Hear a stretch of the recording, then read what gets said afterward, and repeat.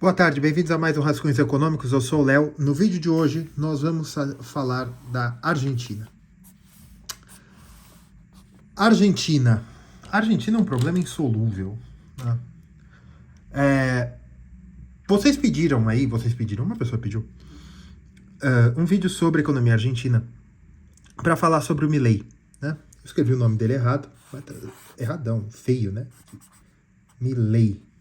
Eu acho que é um L só, né? Senão seria MJ, né? Milei. Javier Milei.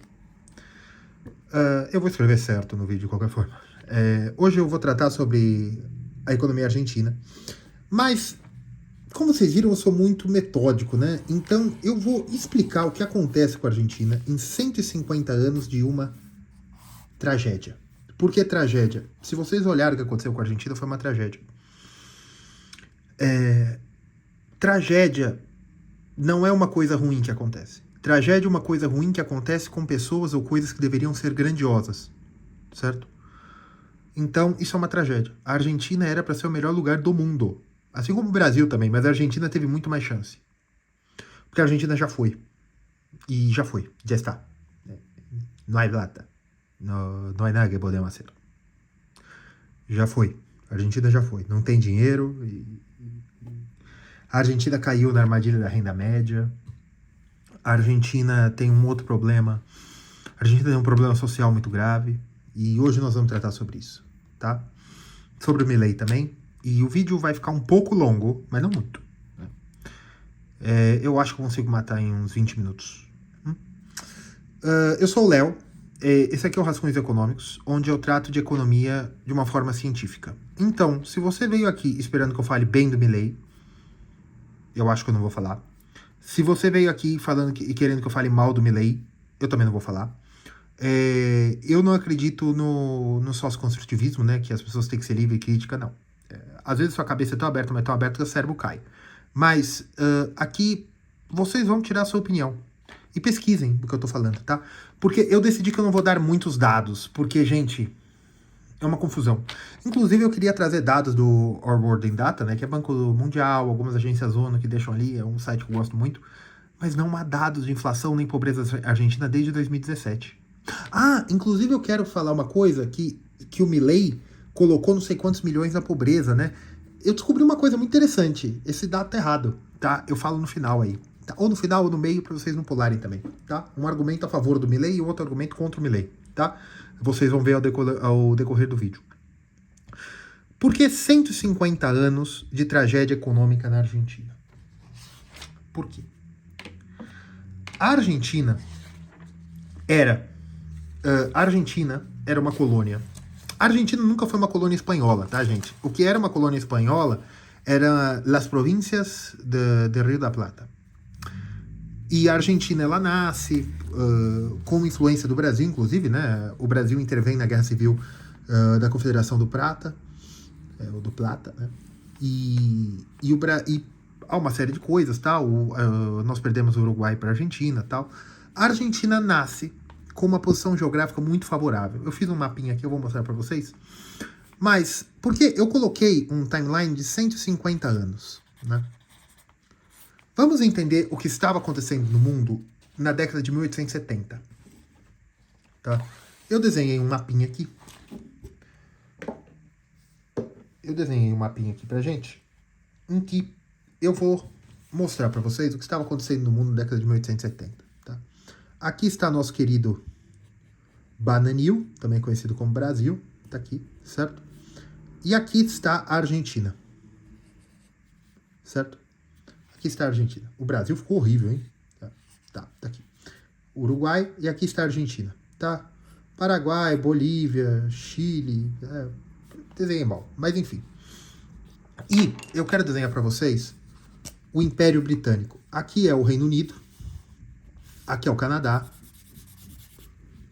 O Império Britânico estava aqui, né? Aqui, alguns lugares aqui, a Nigéria era britânica, né? O Egito, a Índia, tá? Todo o sul aqui também, um pouco aqui era a França, né? E aqui a Austrália, que eu desenhei como uma bola, tá? Madagascar não era britânico, mas fica estranho ser Madagascar, né? E aqui você tem a Guiana Inglesa, certo? O Canadá você tinha a Terra Nova também, né? E aqui o Chipre. O Chipre é importante, tá, gente? Era a colônia inglesa também. Tá? Aqui o Egito, o Sudão, tá? Beleza. E lógico. Aqui vem depois da Primeira Guerra, tá? Eu quase desenhei aqui, mas aqui vem depois da Primeira Guerra.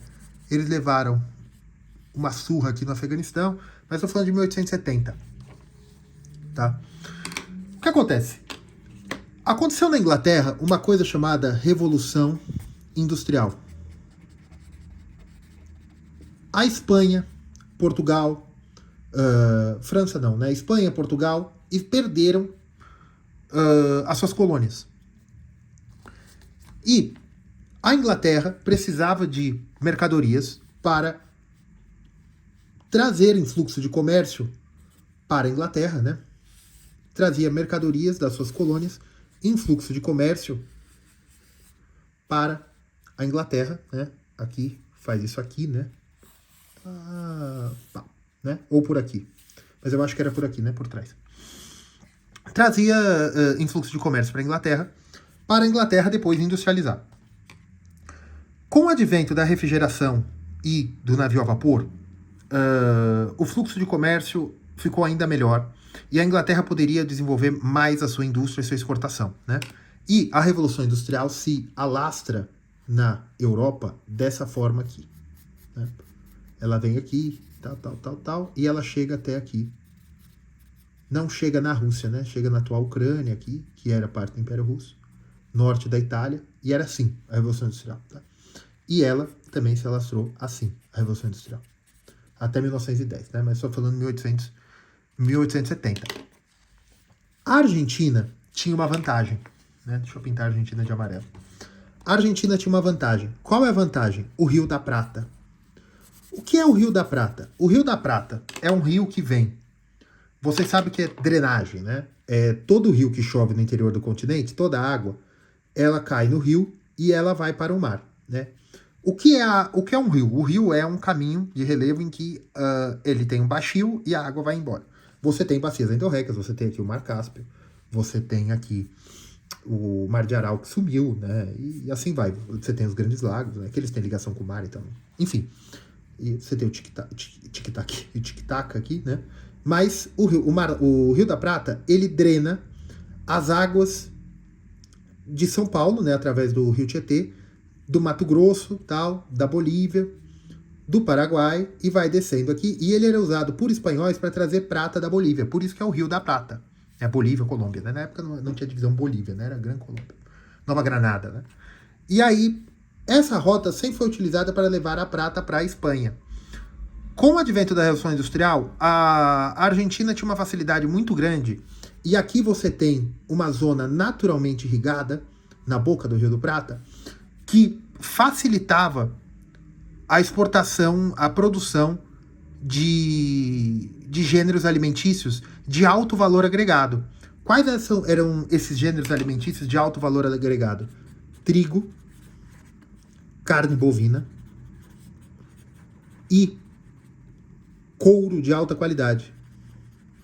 Eu não sei se tem algodão na Argentina, mas você tinha uma facilidade muito grande de produção de bens de alto valor agregado agrários.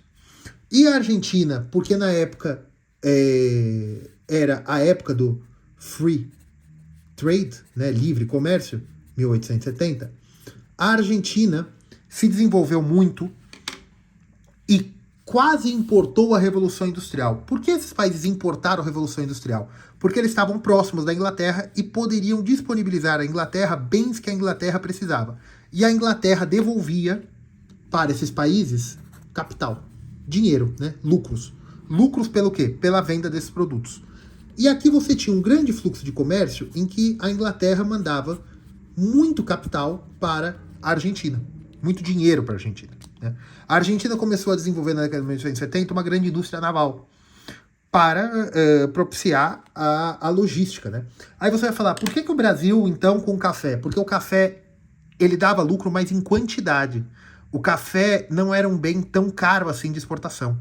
E é um bem de alta quantidade de capital necessário porque demora muito, né? Ah, mas a carne bovina também. Sim, mas a Argentina já estava pronta. Por quê? Porque o Brasil e outros países, você teve que construir ferrovias. E a terra brasileira no centro-oeste é muito ruim. Ela se desenvolveu depois com a Embrapa. Mas era o Vale do Paraíba, né? No fronteira Rio de Janeiro e São Paulo, que tinha um grande desenvolvimento. E se você for ver o fenômeno do Vale do Paraíba, interior de São Paulo, foi o que aconteceu no mar, na província de Buenos Aires, né? Nas margens do Rio da Prata. E a Argentina se desenvolveu muito, e a oligarquia rural argentina começou a ter um acúmulo de capital tão grande que na década de 1910, tá aqui, com a primeira globalização, com free trade, na década de 1910, o PIB per capita argentino era 80% do PIB per capita do Reino Unido, do UK. É esse número que vale, porque se eu pegar o valor, seria o quê? 10 libras, vamos supor, né? Teve tanta inflação que a gente tinha que... Ele era 80% do PIB per capita da Inglaterra. E por que eu citei o Canadá e a Austrália? Porque o Canadá e a Austrália também se desenvolveram um pouco com isso. Porque eram colônias que davam a mesma capacidade, os mesmos materiais que a Inglaterra buscava na Argentina. Com a diferença que a Argentina não era uma colônia. Então, as oligarquias argentinas mantinham esse capital, tá? E aí o que acontece é o seguinte, a Argentina começa a se desenvolver e começa também tem a industrialização de primeira leva, que é uma industrialização orgânica pelo acúmulo de capital da elite agrária. E a própria elite agrária começa a industrializar a Argentina, coisa que Matarazzo fez em São Paulo, né? A industrialização da cidade de São Paulo é uma industrialização de primeira geração, que é os excedentes agrários, que é o que o liberalismo clássico dos economistas ingleses do século XVIII e XIX previam, que era o seguinte, que o acúmulo de capital das elites agrárias, que exportariam pela maior eficiência agrária daqueles países, o acúmulo de capital propiciaria o acúmulo de capital financeiro, geraria acúmulo de capital em maquinários, de capacidade de produção. O que ocorre é o seguinte, a Argentina vai muito bem de 1870 até 1929, muito bem do ponto de vista econômico, porque a Argentina não participa da Primeira Guerra Mundial e ela ganha muito dinheiro exportando para os dois, até quando dava, né? Porque a Alemanha na Primeira Guerra faz o bloqueio do Atlântico, tenta o bloqueio do Atlântico, não consegue, e a Inglaterra estabelece um bloqueio contra a Alemanha, o que faz a Alemanha perder a Primeira Guerra Mundial, colabora, né? E isso na Primeira Guerra, havia muito capital inglês na Argentina, e a Argentina vendeu muitos bens primários para a Inglaterra. O que acontece é o seguinte, depois da Primeira Guerra Mundial, a Argentina vai bem até 1929, quando o mundo inteiro quebra, né, que é a crise de 29. Com a crise de 29, você tem a Inglaterra, a Argentina também vendia bens, né, para os Estados Unidos, né. Em 1929, você tem um problema de que o mundo inteiro começa a sair da primeira globalização e ele começa a se fechar. Você tem protecionismo no mundo inteiro, porque você tem um movimento nacionalista contra o grande capital no mundo inteiro. Principalmente num país aí, que você até já pensou qual é, né? Porque você tem problemas sociais muito grandes, é o fim. Depois da Primeira Guerra Mundial, de verdade, nós temos o fim da Ordem de Viena, né? Depois das guerras napoleônicas. Foi uma transformação muito grande no mundo, né? E entrando no período... Perdão, em 1929, né? Você entra no período entre guerras, que depois da Primeira Guerra Mundial você tem o fim do Concerto de Viena, então você entra num problema no mundo inteiro, que se agrava com a crise de 29. Você vai falar, faz 14 anos que a guerra acabou, 10, 14 anos que a guerra acabou. Sim, Mas os problemas da guerra estouram ali e você gera um fechamento do comércio no mundo inteiro. E a Argentina, que já tinha uma capacidade proletária muito grande, ou seja, você tinha uma classe média urbana, você já tinha muita gente morando nas cidades, que são os proletários, né, na crítica marxista, e que na Argentina se chamou de descamisados, né, que em português a gente escreveu sem camisa, né, descamisados. E você gera uma série de problemas políticos na Argentina. E a Argentina não consegue exportar como exportava porque os Estados Unidos se fecham na tarifa Smoot-Hawley. Tá? E os argentinos chamam isso de década infame. E você gera... E a Argentina anda para o lado nessa década, de 1929 até 1940. E o mundo também vai se fechando. Você gera uma série de problemas. A crise de 29, que nunca acabou, só acaba com a Segunda Guerra Mundial. E a Argentina anda de lado. Uma recessão de 10 anos, uma década perdida. A década infame. Tá. Em 1940, e aí você tem um problema que é a política da economia. Não a economia política, mas a política da economia. Imagina uma geração que vem de 2 gerações de enorme crescimento econômico, em que você havia piada tão rico quanto um argentino, que os franceses e os alemães contavam sobre a Argentina. O PIB per capita argentino era maior que o PIB francês da época, né? Antes da Primeira Guerra Mundial, antes da crise de 29. Tá?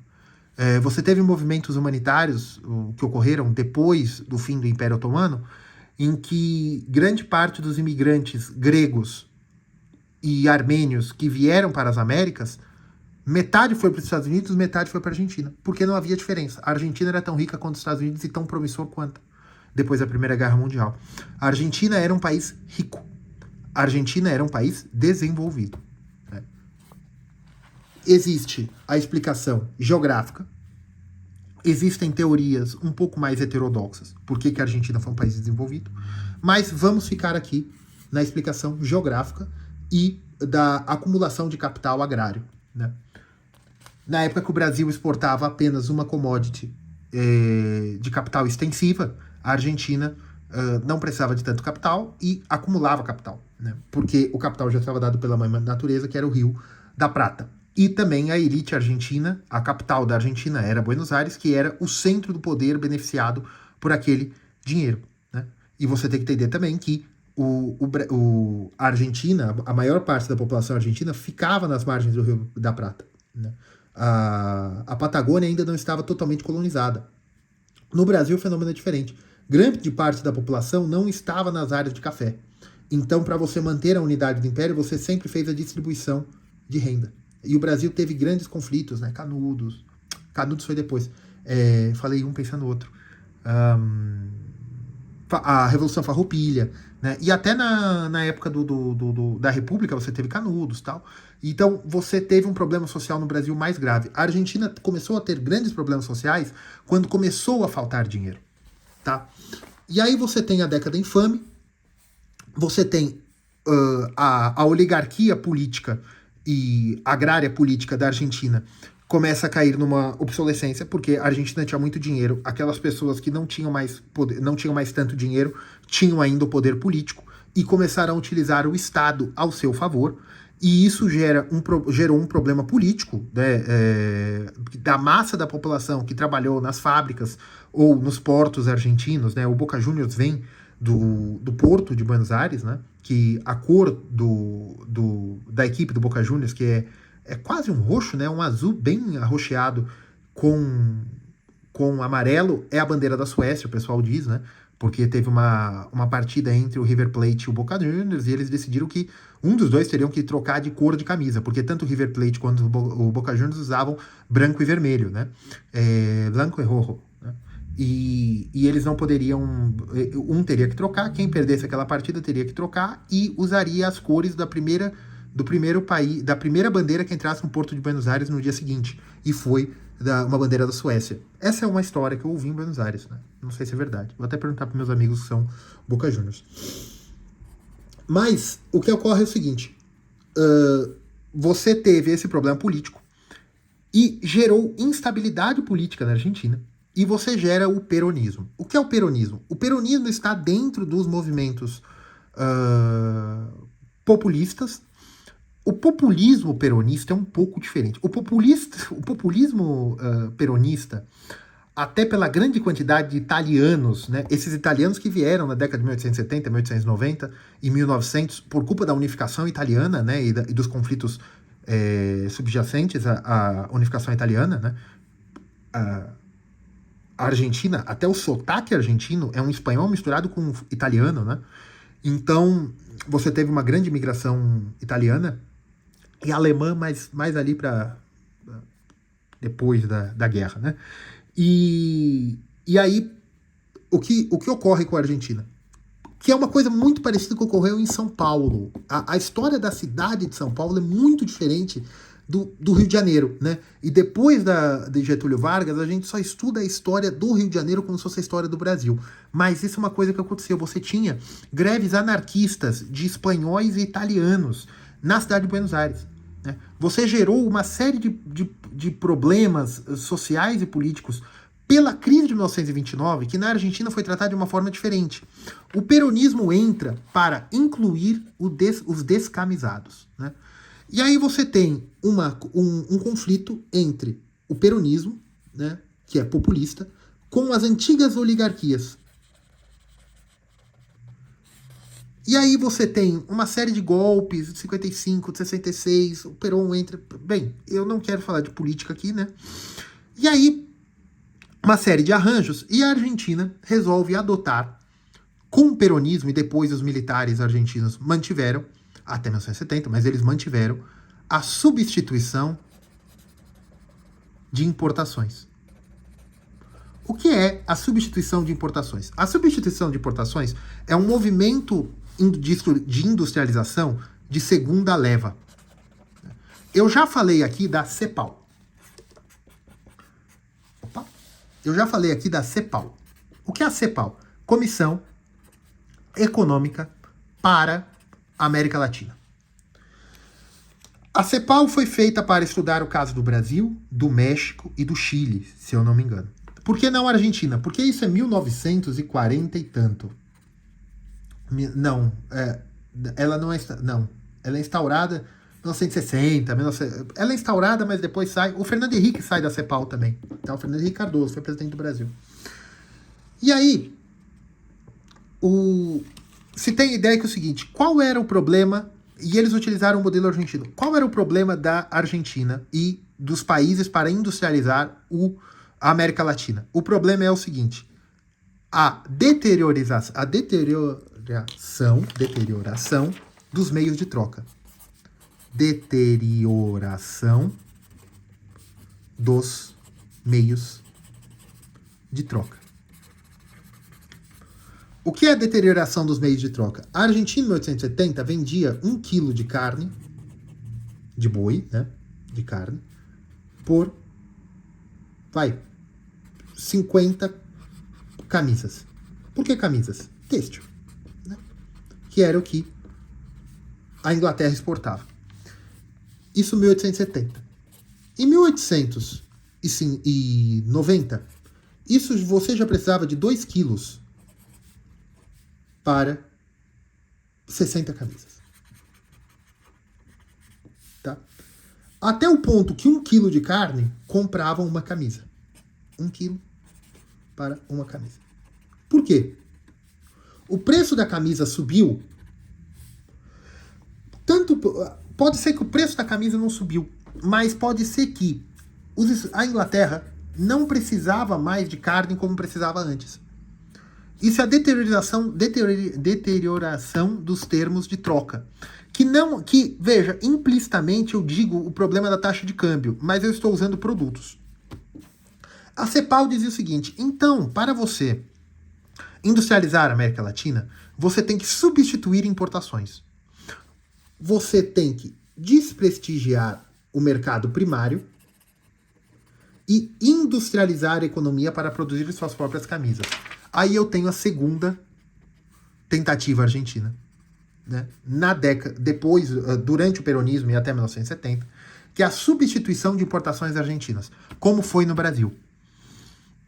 as antigas oligarquias rurais começaram a ser desprestigiadas, e é lógico que alguns oligarcas também viraram novos barões industriais argentinos.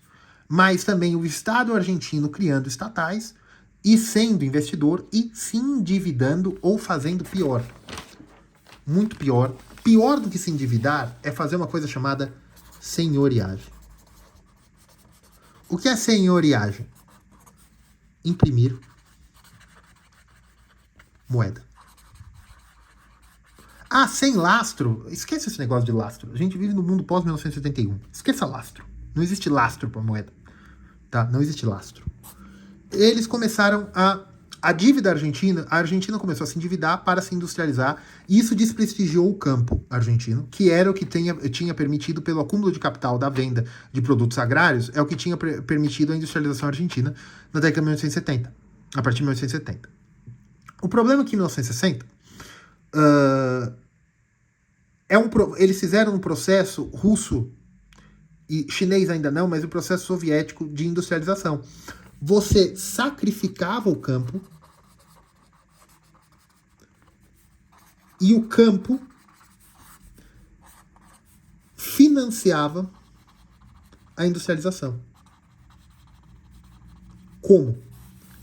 A exportação de bens primários permitiam umas divisas estrangeiras, também conhecida como dólar na época, para que se comprasse máquinas e equipamentos para permitir a industrialização. Ou você trazia empresas internacionais para industrializar a Argentina. E por que sacrificava o campo? Porque o capital disponível para a produção ia para essas indústrias ineficientes. Ah, mas se as indústrias eram ineficientes, por que elas continuavam? Porque o povo argentino só podia comprar delas. Então, até o dinheiro que existia na economia argentina, seja por na parte fiscal, né, que você pegava impostos para investir nessas empresas ineficientes, ou do orçamento das famílias, que as famílias teriam que comprar bens mais caros e de menor qualidade, você financiava as fábricas. Esse é o movimento de industrialização. Só que isso gera um problema fiscal e monetário. Isso vai muito bem enquanto os juros está baixo. Enquanto o juros está baixo, isso vai muito bem. Ocorre que em 1971 você tem o calote americano e na década de 80 você tem o aumento dos juros dos Estados Unidos. Isso quebra a Argentina. Na década de 70 também, você tem a segunda tentativa de free trade da Argentina. A segunda tentativa, em 1970. Porque a ditadura argentina foi diferente da brasileira. Ela foi e voltou muitas vezes, né? Você teve golpes e contragolpes.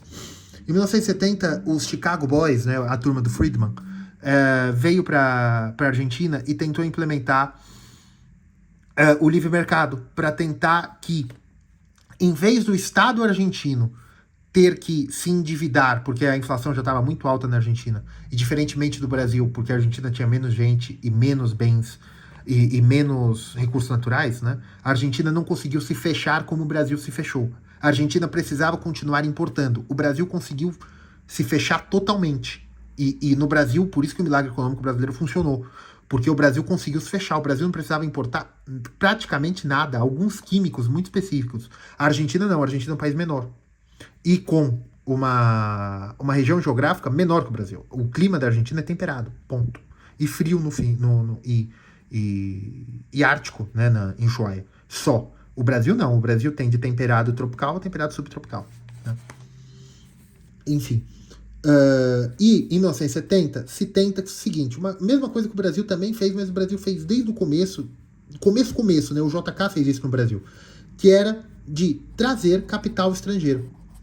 Capital estrangeiro. E, gente, a China fez a mesma coisa na mesma época, tá? O que eles queriam? Industrializar a Argentina, atraindo capital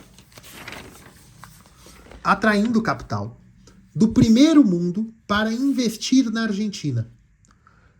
Ou seja, veja, a primeira industrialização argentina foi dinheiro dos oligarcas argentinos, e esses oligarcas da oligarquia rural conseguiu esse dinheiro vendendo bens primários, trigo, carne, couro, enfim.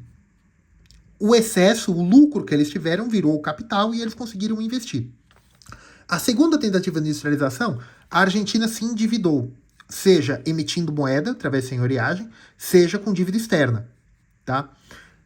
A terceira tentativa, manteve-se o endividamento e a dívida externa, mas iria se diminuir isso e continuar a industrialização da Argentina, dizendo o seguinte: a Alemanha Ocidental, Estados Unidos, Canadá, Austrália, quem quiser vir, construam fábricas aqui ou tragam dinheiro para a Argentina, e esse dinheiro vai ser utilizado como capital para industrializar a Argentina e desenvolver o Estado.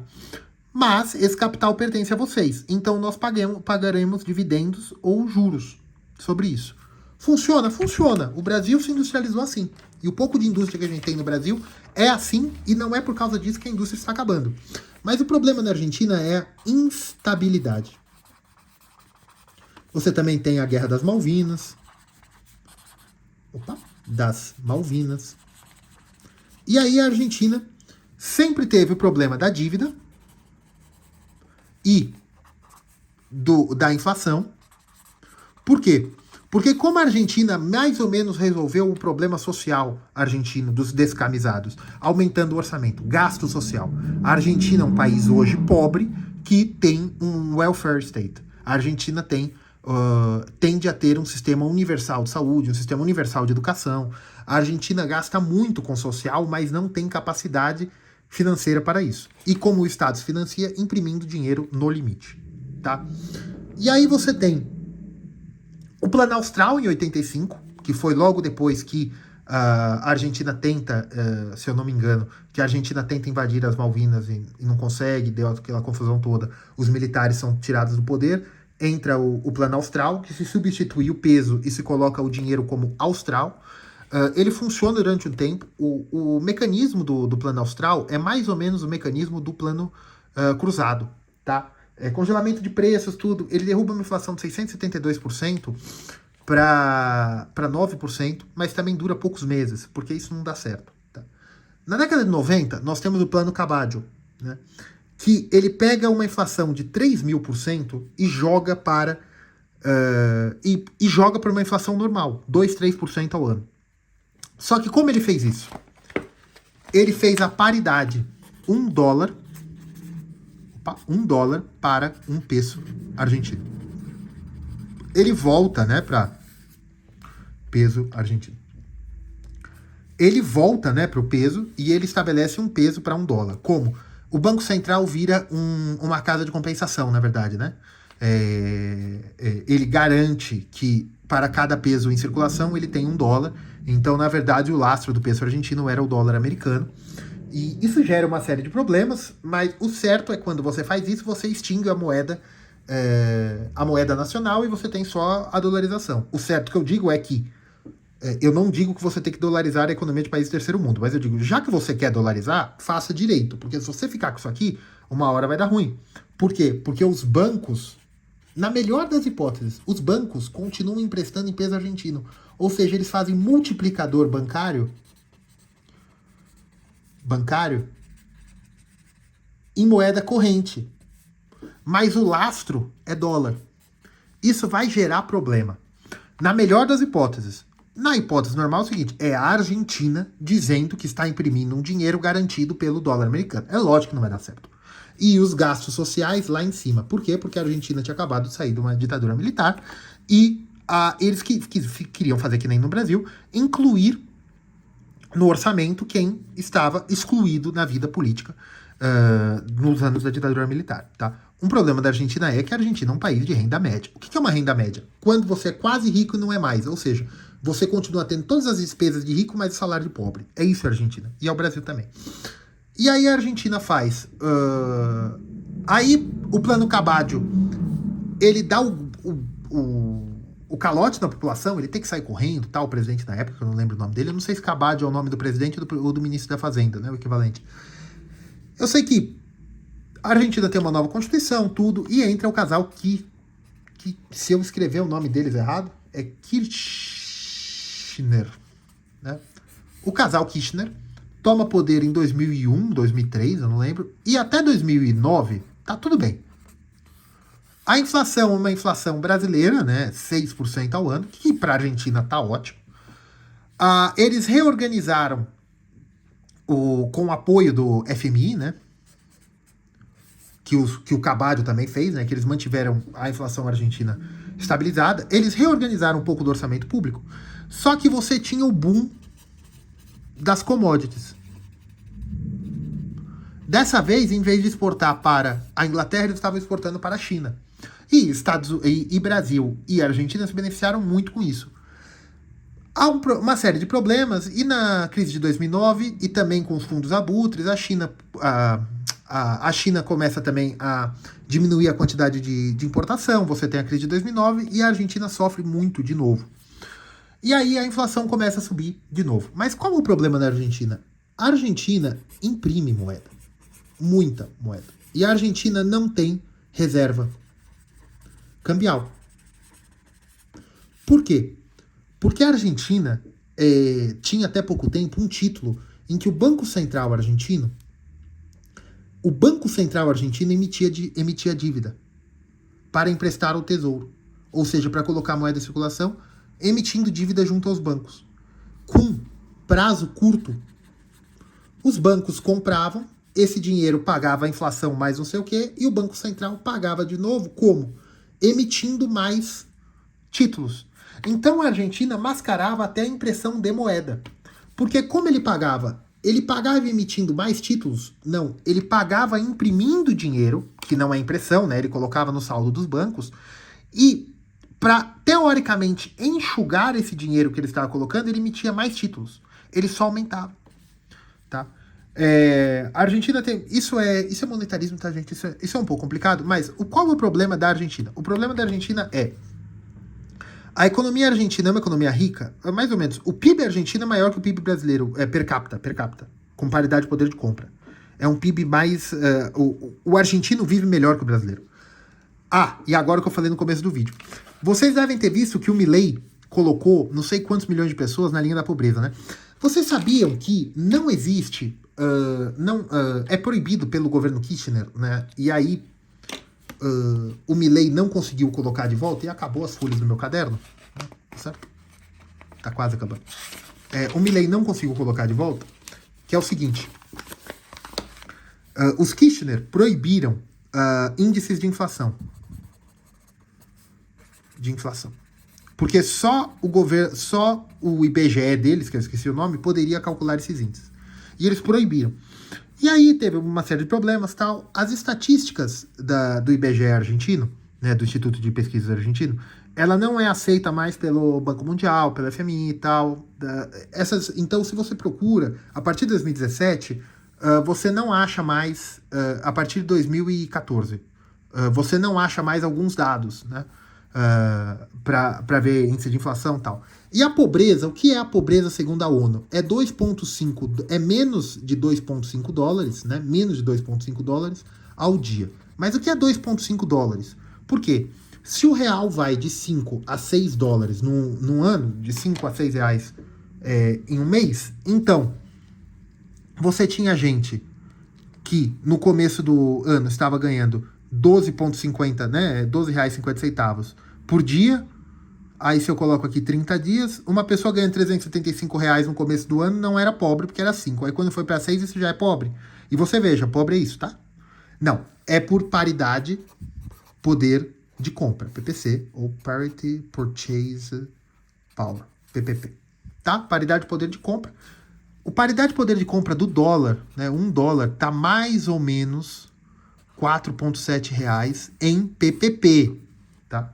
Então isso dá aqui, um pobre no Brasil é R$700 por mês. Ou seja, o Brasil tem poucos pobres? Tem, por quê? Para você não ser pobre no Brasil, você precisa de R$700 por mês, tá? 700 conto por mês, você não é pobre. Na Argentina, eles não usam o padrão ONU. E a ONU não faz as contas, né, ali. A ONU não faz conta nenhuma, mas eu digo, O Instituto de Pesquisa Argentino não usa o padrão da ONU. O Instituto Argentino usa a cesta básica argentina, que é R$ 1.900, mais ou menos. Ou seja, metade dos argentinos estão ganhando, 50% dos argentinos estão ganhando menos de R$ 1.900. Tá bom, mas os brasileiros também. E aí? Sabe por que eu sei? Porque o PIB per capita brasileiro é uns 50... vamos por 11... vezes 4,7... Opa! 11, 4,7... o PIB per capita brasileiro, ele tá na casa de 2 mil reais por mês por pessoa. Mas você tem bilionários no Brasil e você tem gente miserável. Então eu tenho certeza que a maioria das pessoas no Brasil, se você pegar, ganha um salário mínimo. Um pouquinho a mais que o salário mínimo. Que é menos que R$ 1.900, que é a conta argentina para pobres. Então quando vocês falam, o Milei está destruindo a Argentina porque ele diminuiu a quantidade, ele aumentou a quantidade de miseráveis, de pobres. Tá, mas para você ser pobre no Brasil, é menos de R$ 700 por mês. Miséria, né? Menos de R$ 700 por mês. Na Argentina é menos de 1.900. Por paridade de poder de compra. Né? Por paridade de poder de compra, mas o valor do câmbio é R$ 1.900. Tá?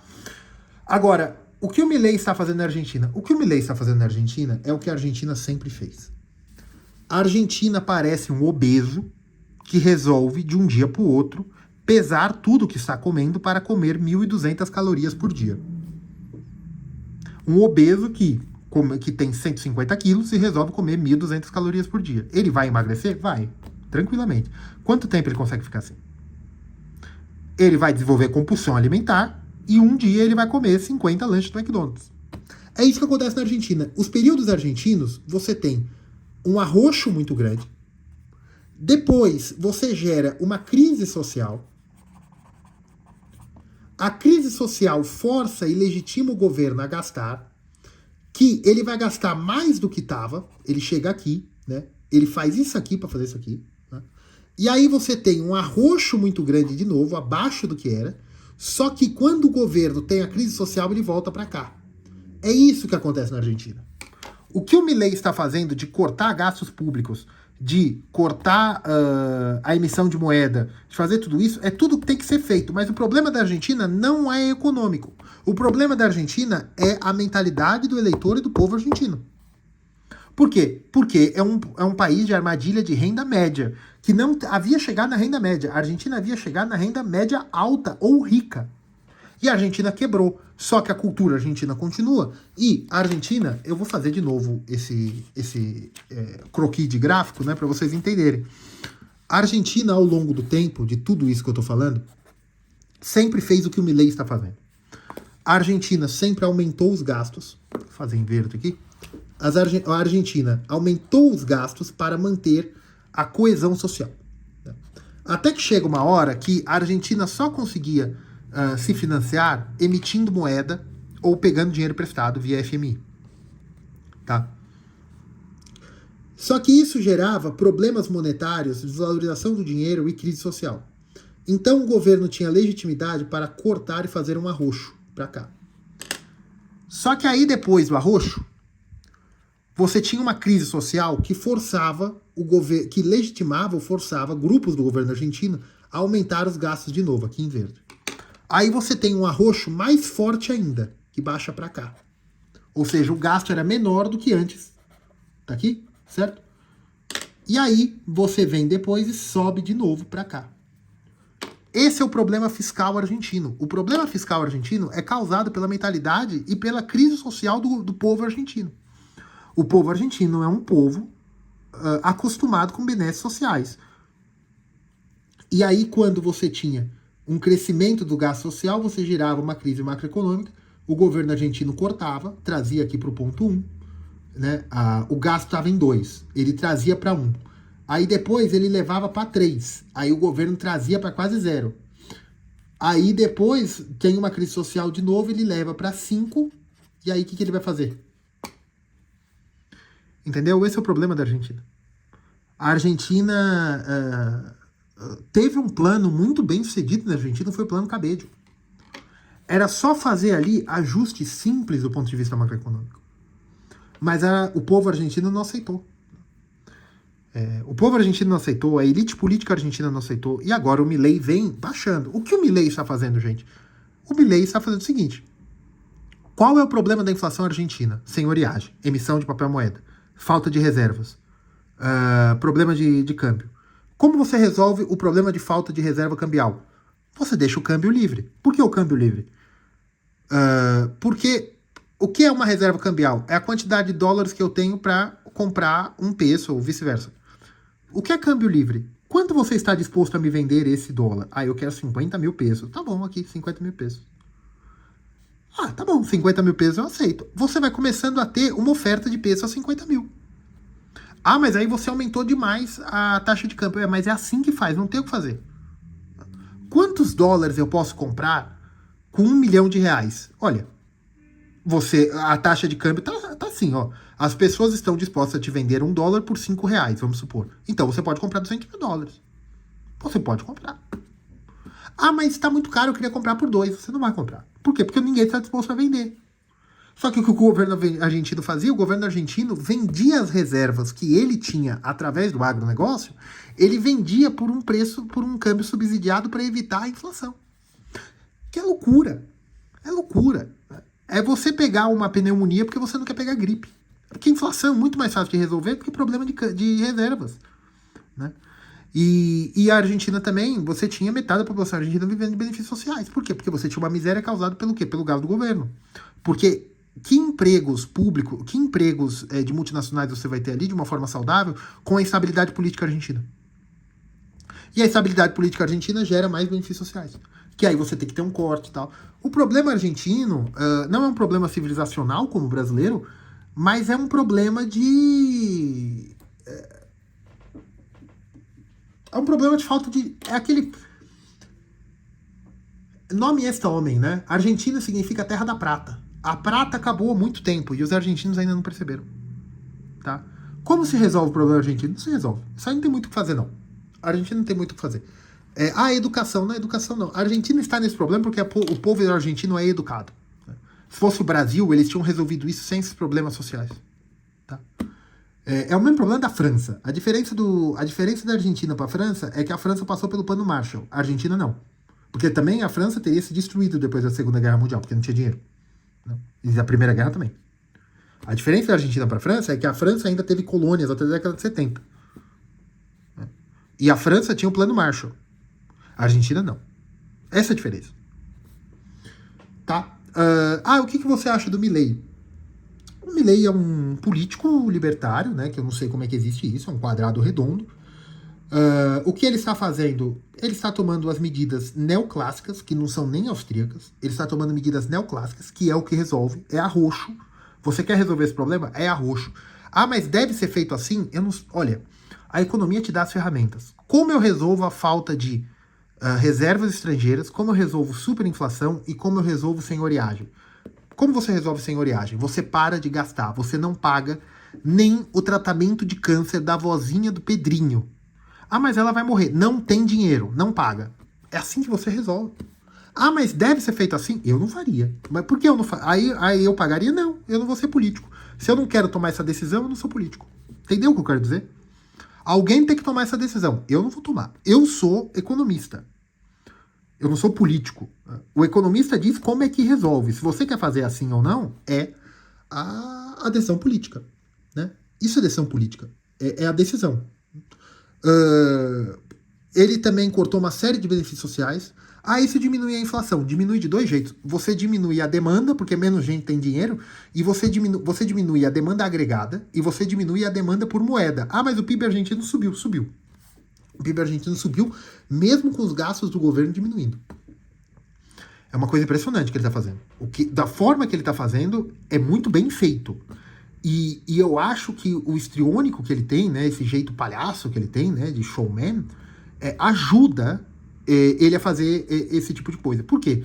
Porque se fosse um político, tipo Fernando Henrique Cardoso, um cara cheio de não me toques, esse tipo de coisa, ele sofreria muito pela opinião pública. E o Milei, ele é antifrágil, né? Você acha que um cara daquele se importa com a opinião pública? Né? E ele tá lá para isso mesmo, né? E, ele tá certo? Isso é uma coisa que um argentino tem que decidir, né? Porque isso se chama custo social. Quem tá pagando o custo social? O argentino. Eu, um brasileiro, vou decidir que o argentino tem que fazer ou não? Deus me livre. Eu não decido nem o que o brasileiro faz. Decidir o que o argentino faz. Tá? Mas a teoria econômica, vocês viram o problema da Argentina? O problema da Argentina é que a Argentina já foi quase muito rica e ela caiu nos problemas de industrialização e de luta de classes do ponto de vista social. Isso não é uma análise marxista. Isso foi que o equilíbrio argentino, o equilíbrio econômico, macroeconômico argentino foi quebrado pela crise de 29. E isso gerou uma série de instabilidades políticas. Aí você pode dizer que isso foi por culpa da luta de classes marxistas, como os marxistas dizem. Você pode dizer, do ponto de vista neoclássico e austríaco, que a falta de instituições tirou a atração de capital. Sim, mas no fim e ao cabo é a mesma coisa. Tá? Isso gerou a crise de confiança do governo argentino, que não consegue atrair dinheiro por juros baixos, nem por juros altos. Eles devem ao FMI, eles não têm reserva internacional.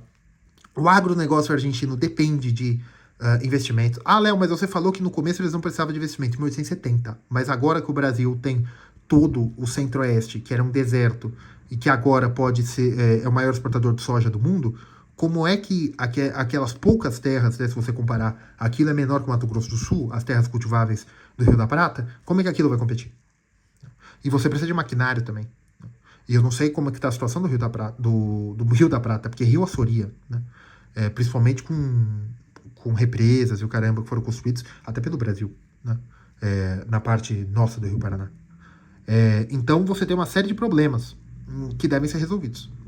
E como eles vão resolver isso? O Milei está tratando do ponto de vista monetário, né?